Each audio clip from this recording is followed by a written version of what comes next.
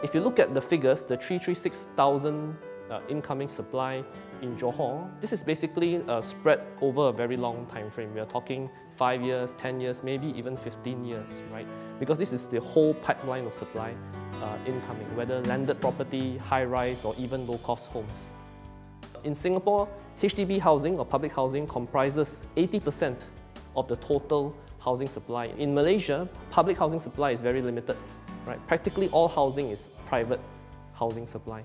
So if you were to do an apple-to-apple comparison, which is you take the total of public and private homes in Malaysia compared to public and private homes in Singapore, you will realize that the population ratios, population per housing ratios in Singapore and Johor are actually quite similar. If you look at Singapore incoming supply and you look at it over the next 4 years, figures from the Singapore government will show you that there's as many as 182,000 units incoming in Singapore from this year, 2015, all the way to 2018. This is also a very high figure and probably a more fair comparison if you try to compare to the 336,000 numbers that you have for Johor.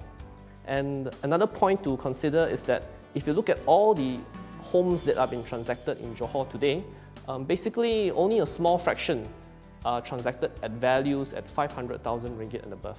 If you understand the Malaysian property market, foreigners are only allowed to buy properties that are worth 1 million ringgit and above.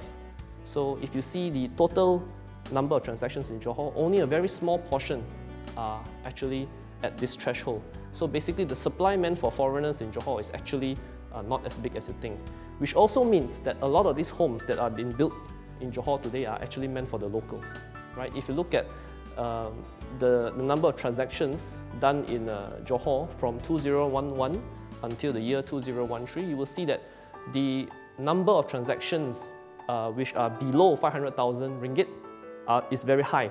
The number has been growing for anything above 500,000 ringgit, but they still represent a very small figure in the overall scheme of things today. So when you look at the Johor property market, you can look at it as a glass half full or a glass half empty scenario, right? Of course, the naysayers will point that this high incoming property supply points to a potential oversupply of property. But the other way to look at it is to see that the high number of incoming property is also due to rising local incomes, a growing population, and a booming economy in Johor State.